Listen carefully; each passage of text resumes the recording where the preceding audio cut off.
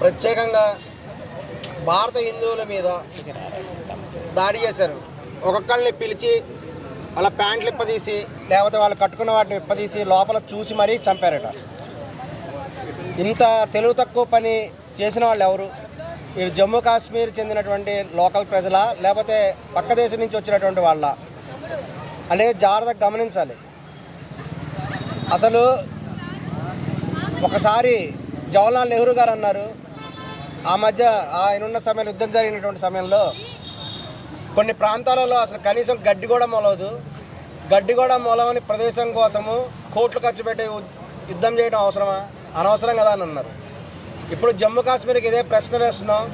మీ జమ్మూ కాశ్మీర్ ఆదాయం ఎంత? అసలు జమ్మూ కాశ్మీర్ వాళ్ళు ఎంత ఆదాయాన్ని ట్యాక్స్ రూపంలో భారతదేశానికి కడుతున్నారు మీకు తెలుసా? భారత ప్రభుత్వం జమ్మూ కాశ్మీర్ రక్షణ కోసం ఎన్ని కోట్లు ఖర్చు పెడుతుంది తెలుసా? మీరు భారత ప్రభుత్వానికి కట్టే అమౌంట్ ఎంత?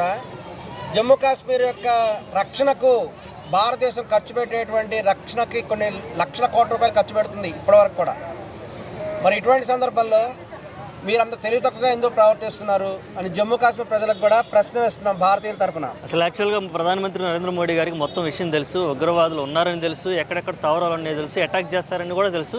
కానీ ఎందుకు ప్రొటెక్ట్ చేయలేకపోయింది? ఇది ఖచ్చితంగా ఇండియన్ గవర్నమెంట్ ఫెయిల్యూర్ అంటున్నారు. దీని మీద ఎలా తెలుసు? ప్రభుత్వానికి కొన్ని విధానాలు ఉంటాయండి, అంతర్జాతీయ చట్టాలు ఉంటాయి. వాటి ప్రకారం కూడా ఇష్టం వచ్చినట్టు దాడి చేయడం అనేటువంటిది కూడా కుదరదు. వాళ్ళు ప్రణాళికాబద్ధంగా కూడా చేయవలసి ఉంటుంది. ఇక్కడ కనుక చూసినట్లయితే ఒక మిస్అండర్స్టాండింగ్ అనేది కనిపిస్తుంది జమ్మూ కాశ్మీర్ ప్రజలకి మరియు భారత ప్రభుత్వానికి మధ్య. జమ్మూ కాశ్మీర్ని అభివృద్ధి చేయాలి అనేటువంటి దృక్పథంతో కూడా భారత ప్రభుత్వం ఉంది. జమ్మూ కాశ్మీర్లో ఉండేటువంటి స్థానిక ప్రజలందరికీ కూడా తగిన ఉపాధి కలగాలి, వాళ్ళందరికీ తగినటువంటి అవకాశాలు, వ్యాపార అవకాశాలు అభివృద్ధి చెందాలి, జమ్మూ కాశ్మీర్ ప్రజల ఆదాయాన్ని పెంచి జీవన ప్రమాణాలు స్టాండర్డ్స్ను పెంచాలి అనే ఉద్దేశంతో భారత ప్రభుత్వం కృషి చేస్తున్నది. అందుకే అక్కడ స్థానిక ఉపాధి అవకాశాలు అభివృద్ధి చెందడానికి టూరిజం డెవలప్మెంట్ చేస్తున్నది. ఇక్కడ స్థానికంగా కూడా ఆంధ్రప్రదేశ్లో పవన్ కళ్యాణ్ గారు కూడా ఈ యొక్క టూరిజం డెవలప్మెంట్ చేయడానికి ప్రయత్నం చేస్తున్నారు. ఇదివరకు కేరళ గవర్నమెంట్ కూడా ఈ విధంగా టూరిజాన్ని అభివృద్ధి చేయడం ద్వారా పథకాలని కూడా అభివృద్ధి చేస్తుంది. మరి ఇటువంటి ప్రయత్నాల్లో ఉన్నప్పుడు ఇప్పుడిప్పుడే క్రమక్రమంగా జమ్మూ కాశ్మీర్ కూడా అభివృద్ధి చెందుతున్నది. వాళ్ళు ఏంటంటే తీవ్రమైనటువంటి వ్యతిరేకత ఉన్నారు. భారత ప్రభుత్వం చేసేటువంటి మంచిని వాళ్ళు సరిగా గుర్తించలేకపోతున్నారు. దీనివల్లే వాళ్ళు ఇటువంటి దుశ్చర్యలకు సపోర్ట్ చేస్తారు. ఇది కేవలం భారత ప్రభుత్వం అలసత్వం, దాన్ని కప్పిపుచ్చుకోవడానికి ఇటువంటి కారణాలు చెప్తున్నారు తప్పితే వాస్తవాలు అందరికీ తెలుసు. జమ్మూ కాశ్మీర్కి అలాగే భారత ప్రభుత్వానికి కొన్ని సమస్యలు ఉన్నాయనే అవగాహన వాళ్ళకు కూడా ఉంది. కానీ వాటిని ఎందుకు సార్ట్అవుట్ చేయలేదు? దీన్ని ఇప్పుడు అందుకనే భారత ప్రభుత్వం యొక్క మంచితనాన్ని అలసుగా తీసుకోవద్దు అని కూడా వాళ్ళు తెలియజేస్తున్నాము. మీకు టూరిజం అభివృద్ధి అయితే ఏం జరుగుతుంది? ఇప్పుడు జమ్మూ కాశ్మీర్ రాష్ట్రానికి ఒక 100 మంది టూరిస్టులు వచ్చారు. దానివల్ల మీకు కలిగే ప్రయోజనం ఏంది? మీ స్థానికుల యొక్క ఉపాధి అవకాశాలు పోతాయి, స్థానికంగా వ్యాపార అభివృద్ధి జరుగుతుంది, ఫలితంగా లోకల్ జమ్మూ కాశ్మీర్ వాళ్ళకి కూడా స్టాండర్డ్ ఆఫ్ లివింగ్ పెరుగుతుంది. మీరు ఇటువంటి ప్రయోజనాన్ని చూసుకోకుండా వీరి మీద దాడి చేయడం ద్వారా కూడా చాలా పెద్ద పొరపాటు చేశారు. తక్షణమే దీని మీద కూడా భారత ప్రభుత్వం తగినటువంటి చర్య కూడా తీసుకుంటుంది. అసలు ఎటువంటి చర్య తీసుకొని ప్రజలకి భరోసా ఇవ్వాలి. ఎందుకంటే నెక్స్ట్ టైం మళ్ళీ అక్కడికి టూరిస్ట్ నేనే మళ్ళీ ఎప్పుడైనా జమ్మూ కాశ్మీర్ ఫ్యామిలీతో వెళ్ళాలంటే 1కి 100 సార్లు ఆలోచిస్తాను.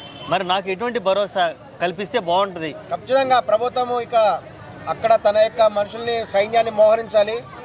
ప్రతి ఒక్క టూరిస్ట్ ఎవరైనా సరే జమ్మూ కాశ్మీర్కి వెళ్తే స్వేచ్ఛగా అక్కడ ఉండి తాము అనుకున్నంత కాలం ఉండి స్వేచ్ఛగా వెనక్కు తిరిగి వస్తారు అనేటువంటి అభిప్రాయాన్ని కూడా ప్రజలకు కలిగించగలగాలి.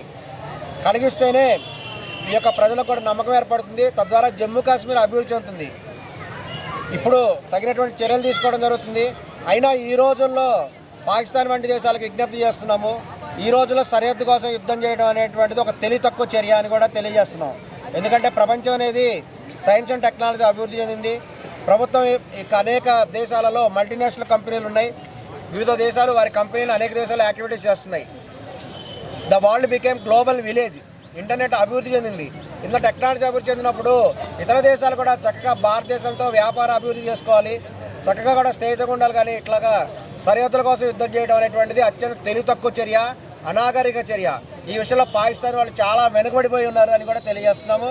అంతేకాకుండా ఈ దెబ్బకి పాకిస్తాన్ ఖచ్చితంగా 2 ముక్కలయ్యే అవకాశం ఉంది.